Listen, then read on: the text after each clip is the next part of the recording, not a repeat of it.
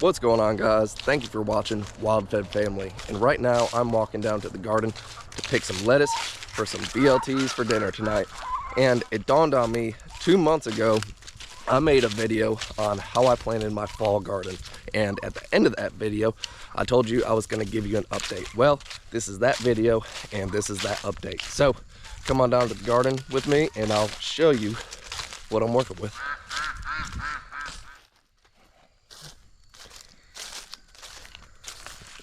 All right, so I'm going to start off by saying I have a little pest problem, and the pest is not bugs, the pest is not small critters.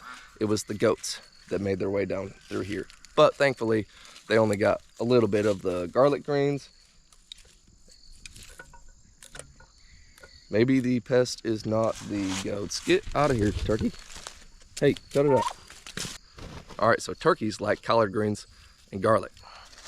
Well, now that we got that resolved, here is the garlic. So these were all elephant ear garlic that I planted just from some store-bought stuff. This right here is a turkey damaged collard green, and this right here is the rest of the collard greens. For some reason, they haven't touched the broccoli, and the broccoli is all starting to head out right now, as you can see. So I'll give it about, I don't know, 2 weeks, and I'll have nice garlic or broccoli ready to harvest. Next is the lettuce, and if you look right here, this is your perfect head of romaine lettuce. Now once it starts to open up at the top, you can see it's starting to bolt. This one is going up with me tonight for dinner, and yeah, you can see same thing with that one's ready to harvest. Now all of this red romaine doesn't really grow a nice head, so what I do here is I just pick off all the edges, and it gives you really nice color when you want to build a salad. Moving on down, you got the cabbage, and the cabbage is all starting to head out as well. I probably have a golf ball size cabbage, and you can actually see if I step back the two different varieties. So you got the light green and the dark green. So same thing here. All of this down here is the radishes, and they are not quite ready to harvest. And honestly, I planted them way too close together, and I'm probably not going to have a great radish harvest. But if you do it properly with proper spacing, then you're going to be good to go for planting your radishes in the fall. Now, I broadcasted these, no really rhyme or reason, just kind of threw some in there, let them grow. But that's also what I did with the Swiss chards and my spinach. This is my Swiss chard patch, and all of this is ready to pick as it grows. So I just come on down here, and it's just super easy to pluck off what is ready and what is not. The same thing goes for my spinach patch. So once the leaves get about like that, I pluck it off. I either cook it or I use it to just eat raw in salads, and it's really good on sandwiches too. Moving on down is my arugula and sort of small greens patch. Now this is some of the stuff that I harvested last night, and this is super easy. You kind of let it get to this length. There's a variety of all sorts of things, so it's kind of hard to measure what needs to be picked when.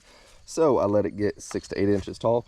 Come here with a fillet knife and I cut it off like grass, probably about 2.5 inches from the top of the soil. Now, in the fall gardening video that I made 2 months ago, I told you that it only cost me $150 to plant and prep all of this. That's fertilizer, seed, starts, soil, all of the mulch on top, etc. And I pretty much have an entire grocery store aisle right here in my backyard. Now, my point of showing you all of this is not to brag, but it is to show you that there is a simple way of gardening that does not take industrial fertilizers, does not take tilling soil, does not take anything crazy. But if you know your planting times, which is very important, and you use natural, organic, well-drained soil, then you are going to have a bumper crop throughout the entire fall. As long as you can keep the turkeys out of it. Go. Also, I gotta mention that we have already had 4 frosts here in Georgia, and it has not killed any of this stuff off. Now, if you get a super hard freeze for a couple days, yeah, probably.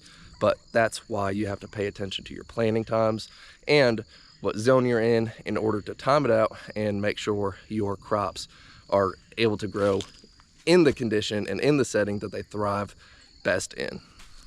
On top of that, some of you may not know this, but a lot of your brassicas actually do better planted in the fall. And as the day gets shorter and the sunlight gets shorter, that's when they really start to produce and produce well for you, unlike in the spring.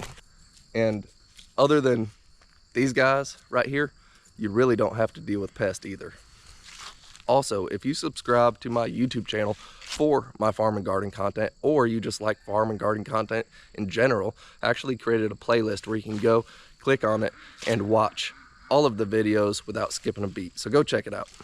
But I have my lettuce for my BLTs that I'm about to make, and I have tons of food for the rest of the fall, and just go down there, pick it, and eat it as needed. So just wanted to give you an update. Hope you enjoyed it, and I'm going to put the video of me planting it somewhere up here. So go ahead and click on that and you'll see how I got from that point to today. Thanks for watching, and I'll see you in the next one.